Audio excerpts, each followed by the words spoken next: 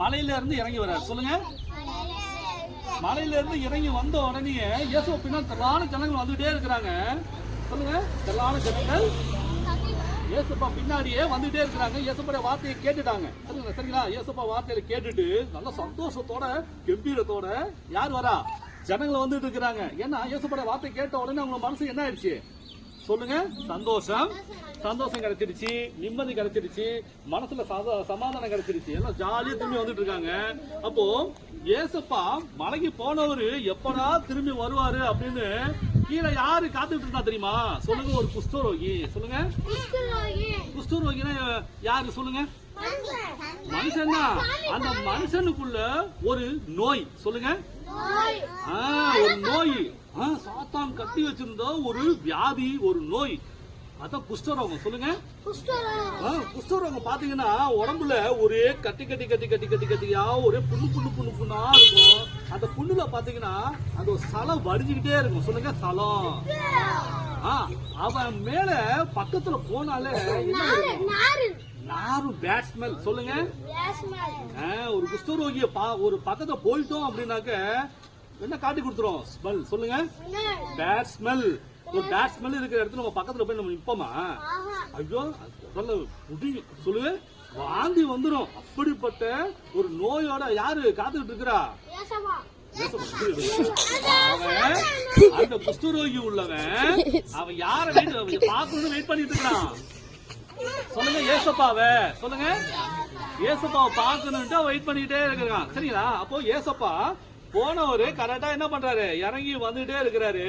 இறங்கி வந்த உடனே இந்த குஷ்டரோகி என்ன பண்ண ஆரம்பிச்சிட்டான் தெரியுமா? நேரா ஏசப்பா கிட்ட போய் சொல்லுங்க பணிந்து கொண்டான். சொல்லுங்க. சொல்லுங்க. ஏசப்பாவை பணிந்து கொண்டான். அப்போ நம்முடைய வாழ்க்கையில என்ன வேணும்? சொல்லுங்க. தாழ்மை, பணிவு நமக்கு அவசியம். யாரு முன்னால? கடவுளுக்கு முன்னால நாம எப்பொழுதும் எப்படி இருக்கணுமா? சொல்லுங்க. தாழ்மையோடு இருக்கணும், பணிவோடு இருக்கணும். அந்த இடத்துல இப்ப நம்ம கர்த்தர் இப்ப ஏசப்பா இந்த இடத்துல இருக்கிறாரா இல்லையா? கண்டிப்பா இருக்கிறாரு. சரிங்களா? ஏன்னா ஏசப்பா சொல்லிருக்கிறாங்க, என்னுடைய நாமத்தினால எந்த இடத்துல 2-3 பேர் கூடி இருக்கின்றீர்களோ அந்த இடத்துல யார் இருப்பாரா? ஏசப்பா இருக்கிறேன் அப்படின்னு சொல்லிருக்கிறாரு. சரிங்களா? அப்போ இந்த இடத்துல யார் இருக்கா? ஏசப்பா நம்ம கூட தான் இருக்கிறாரு. சரிங்களா? அப்போ இந்த இடத்துல ஏசப்பா வர்ற இடத்துல இந்த இடத்துல நாம எல்லாரும் எப்படி இருக்க கூடாது? சொல்லுங்க. திமிரா இருக்க கூடாது, கோவத்தோட இருக்க கூடாது, ஒரு தெனாவட்டோட இருக்க கூடாது. அப்போ இந்த இடத்துல எப்படி இருக்கணுமா? ஏசப்பா இருக்கிற இடத்துல சொல்லுங்க பணிவு, துணிவு நமக்கு முக்கியம். தாழ்மை. நம்முடைய தாழ்மையை ஏசப்பா பார்த்துட்டே இருப்பாரு. சரிங்களா? ஏன்னா வசனம் சொல்லுது, நம்ம ஏற்கனவே படிச்சிருக்கோம்ல, 1 பேதுரு 5:5 என்ன படிச்சிருக்கோம்? பெருமை உள்ளவனுக்கு தேவன் எதிர்த்து நிற்கிறார், தாழ்மை உள்ளவனுக்கோ கிருபை அளிக்கிறார். சொல்லுங்க. பெருமை உள்ளவனுக்கு எல்லாம் சேர்ந்து சொல்லுங்க. பெருமை உள்ளவனுக்கு தேவன் எதிர்த்து நிற்கிறார், தாழ்மை உள்ளவனுக்கோ தாழ்மை உள்ளவனுக்கோ கிருபை அளிக்கிறார். பாருங்க. ஏசப்பா அந்த பெருமையா தெனாவட்டா இருக்கிறவங்க ஏசப்பா ஆசீர்வதிக்கவே மாட்டாரு. ஆனா அந்த மனசுல இந்த தாழ்மை உள்ளவனுக்கு தான் ஏசப்பா என்ன பண்ணுவாரா? சொல்லுங்க. கிருபையை கொடுக்கிறார். சொல்லுங்க. ஆசீர்வாதத்தை கொடுக்கிறார், நன்மையை கொடுக்கிறார், எல்லாத்தையும் கொடுப்பாரு ஏசப்பா. ஏன்னா யாருக்கு? சொல்லுங்க. நல்ல பிள்ளையா இருக்கிறவங்களுக்கு, தாழ்மை உள்ளவனுக்கு தான் ஏசப்பா எல்லாத்தையும் கொடுப்பாரு. அப்போ இந்த குஷ்டரோகி என்ன பண்ணா? ஏசப்பா பார்த்த உடனே சொல்லுங்க பணிந்து கொண்டான். சரி, அதுக்கப்புறம் ஏசப்படம் என்ன கேட்கிறான் தெரியுமா? சரி, இந்த குஷ்டரோகி ஏசப்படம் என்ன கேட்டிருப்பான்னு நீங்க நினைக்கிறீங்க? யாரு கேட்டா சொல்லுவா? சொல்லுங்க. இந்த குஷ்டரோகி ஏசப்பாட்ட என்ன கேட்டிருப்பான்னு நினைக்கிறீங்க? கரெக்டா சொல்லணும். இயேசுவே. சொல்லுங்க. இயேசுவே, உமக்கு சித்தமானால் என்னை சுத்தமாக்க உம்மால் ஆகும். அப்படிதான் சொன்னா. சரிங்களா? அவன் என்ன சொன்னா? பணிந்து கொண்டான். ஏசப்பாட்ட பணிந்து கொண்டான். ஏன்? அவனுக்கு தேவை என்னது? தெய்வீக சுகம். சொல்லுங்க. அது யார் தான் கொடுப்பா? ஏசப்பா தான் கொடுப்பாரு அப்படின்னு அவன் நம்பிட்டான். அவர் தான் இந்த உலகத்தின் பாவத்தை மன்னிக்கிறவர் அப்படின்னு அவனுக்கு தெரிஞ்சு போச்சு. இவர் தான் மெய்யான தேவன் அவனுக்கு தெரிஞ்சு போச்சு. அதனால அவன் என்ன பண்ணான்? பணிந்து கொண்டான். ஹலோ சொல்லுங்க, என்ன கேட்டா? உமக்கு சித்தமானால் என்னை சுத்தமாக்க உம்மால் ஆகும் அப்படின்னு சொன்னான். சரிங்களா? ஏசப்பா உமக்கு விருப்பம் இருந்தா என்ன சுத்தமாக்குங்க அப்படின்ட்டான். சொல்லுங்க, உமக்கு விருப்பம் இருந்தா சொல்லுங்க, உமக்கு விருப்பம் இருந்தா எனக்கு சுகம் கொடுங்க அப்படின்னு சொல்லிட்டான். அப்போ ஏசப்பா நான் விரும்பவே இல்லை, நீ இப்படியா கடன்னு சொல்லிட்டு போயிருப்பாரா? ஏன் சொல்ல மாட்டாரு? சொல்லுவாரா? சொல்லுங்க. ஏசப்பா உடனே நான் உன்னை சுகப்படுத்த மாட்டேன்னு சொல்லுவாரா? சொல்லவே மாட்டாரு. சரிங்களா?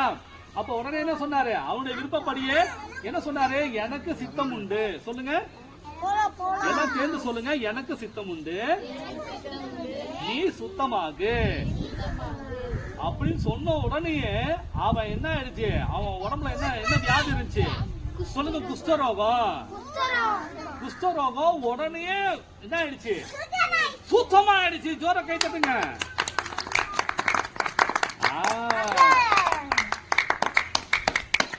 அப்போ இவன் என்ன கேள்வி வச்சான்? ஏசப்பா உமக்கு விருப்பம் இருந்தா, உமக்கு சித்தம் இருந்தா என்ன சுத்தமாக்குங்க அப்படின்னு எவ்வளவு தாழ்மையோட கேட்டான். சொல்லுங்க, தாழ்மை.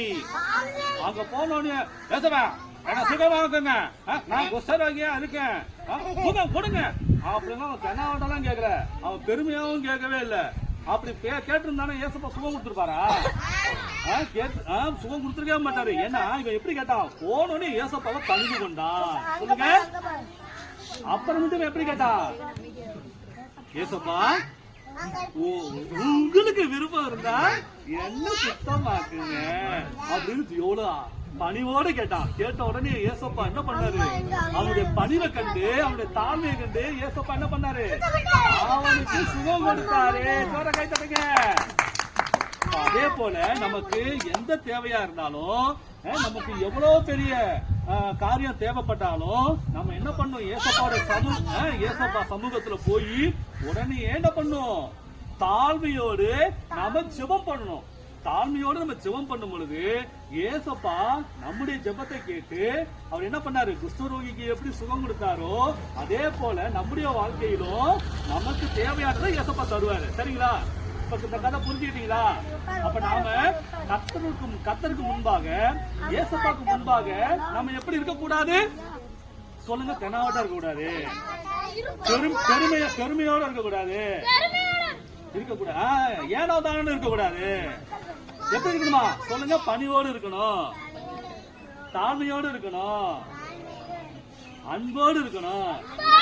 இதுதானப்பா ஏசப்பா விரும்புறாரு.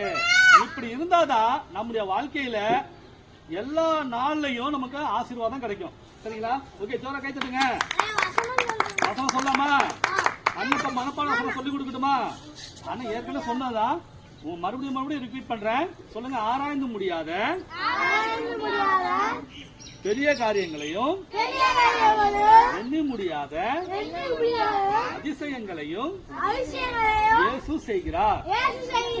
யோபு 5:9.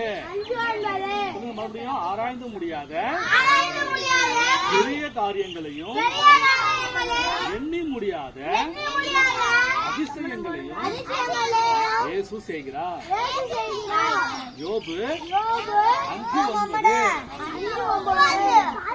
கை தட்டுங்க. இந்த வசனத்தை யார் சொல்லுவா?